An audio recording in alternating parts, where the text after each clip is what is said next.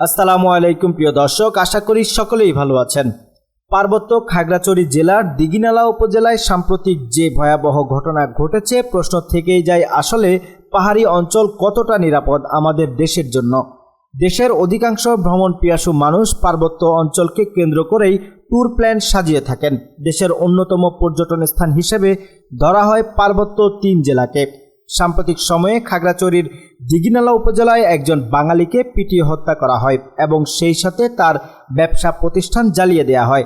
এই ঘটনাকে কেন্দ্র করে পাহাড়ি ও বাঙালিদের মধ্যে চলছে সহিংসতা। তবে এই যাবৎকালে এমন ঘটনা পাহাড়ি ও বাঙালিদের মধ্যে অহরহ ঘটছে। বিশ্লেষকরা মনে করছেন এইসব ঘটনার নেপথ্যে রয়েছে আঞ্চলিক পাহাড়ি দল, রাষ্ট্রের পরাজিত শক্তি, ভূ রাজনৈতিক প্রেক্ষাপট এবং এই ঘটনার জন্য পাহাড়ি বাঙালিদের একে অপরের প্রতি অবিশ্বাস্য অনেকাংশে দায়ী। ইতোমধ্যেই সংঘর্ষে 3 জন পাহাড়ি মারা গেছেন, আহত হয়েছে অর্ধশতাধিক মানুষ। পার্বত্য 3 জেলায় ইতোমধ্যেই 144 ধারা জারি করা হয়েছে। কেউ কেউ মনে করছেন পাহাড়ি অঞ্চলের এই অবস্থার জন্য রাষ্ট্রের পরাজিত শক্তি আওয়ামী লীগ দায়ী। তারা বিভিন্নভাবে উস্কানিমূলক গুজব ছড়িয়ে তরুণ ও যুবকদের নিরাপত্তা বাহিনীর মুখোমুখি করে দিচ্ছেন, যেন আইন শৃঙ্খলার অবনতি হয়।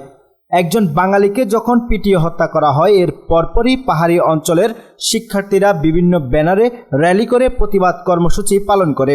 আর এই মিছিলে পাহাড়ি সন্ত্রাসী বাহিনী গুলি চালায়, যেখানে একজন গুলিবিদ্ধ হয়ে মারা যায়, আহত হয় আরও অসংখ্য মানুষ। এই সন্ত্রাসী বাহিনী বাঙালি পাহাড়িদের মধ্যকার বিরোধ সম্পর্ককে কাজে লাগিয়ে পুড়িয়ে দেয় প্রায় কয়েকশো দোকান, যেখানে বাঙালিদের দায়ী করে এই সন্ত্রাসী বাহিনী, যার ফলে সৃষ্টি হয় বাঙালি পাহাড়ি দ্বন্দ্ব। অপরদিকে পাহাড়ি সন্ত্রাসী বাহিনীরা বিভিন্ন সামাজিক যোগাযোগ মাধ্যমে অন্য দেশের ছবি ও ভিডিও পাবলিশ করে সেনাবাহিনীর উপর উস্কানিমূলক বক্তব্য ছড়াচ্ছে এবং বলছে সেনাবাহিনীর সদস্যরা পাহাড়িদের উপর গুলি চালাচ্ছে। অথচ টহলরত সেনাবাহিনীরা এসব সন্ত্রাসী বাহিনীর কর্মকাণ্ডে বাধা দেওয়ার চেষ্টা করছিল। পাহাড়ি সন্ত্রাসী বাহিনীর এমন গুজব ঠেকাতে নেট বন্ধ করে দেওয়া হয়েছে পাহাড়ি কিছু কিছু অঞ্চলে। তবে দ্রুত পাহাড়ি অঞ্চলের নেট বন্ধ করে দেওয়াই হবে যুক্তিযুক্ত, কেননা এসব গুজব ছড়ানোর ফলে পাহাড়ি অঞ্চলে তীব্র বিদ্রোহ হতে পারে এবং পার্বত্য অঞ্চলকে আলাদা স্বাধীন করার দাবি উঠতে পারে, যার ফলে পুরো বাংলাদেশ জুড়েই অস্থিরতার সৃষ্টি হবে। এদিকে ইন্টারনেট বন্ধ করাকে কেন্দ্র করে আওয়ামী লীগের নেতাকর্মীরাও উস্কানিমূলক বক্তব্য দিয়ে যাচ্ছেন সোশ্যাল মিডিয়ায়। তারা বলছেন ইন্টারনেট বন্ধ করে দিয়ে নাহিদ চরম অন্যায় কাজ করছে, শত শত পাহাড়িকে মেরে ফেলার পায়তারা করছে সেনাবাহিনী। পলক যদি নেট বন্ধ করে খুনি হয়, তাহলে তথ্য উপদেষ্টা নাহিদও একজন খুনি। এমন খারাপ পরিস্থিতিতে এমন মিথ্যা উস্কানি বক্তব্য আসলে কোনোভাবেই কাম্য নয়। পাহাড়ি বিদ্রোহী জনগোষ্ঠী কুকিচিনের সদস্যদের ইতোমধ্যেই জিজ্ঞাসাবাদ শুরু করেছে বাংলাদেশের বেশ কিছু গোয়েন্দা সংস্থা ও বাংলাদেশ সেনাবাহিনী। এ ব্যাপারে একটি কুচক্রী মহল উস্কানি দিচ্ছেন এবং বলছেন পাহাড়িরা কবে ভালোভাবে বাঁচতে পারবে।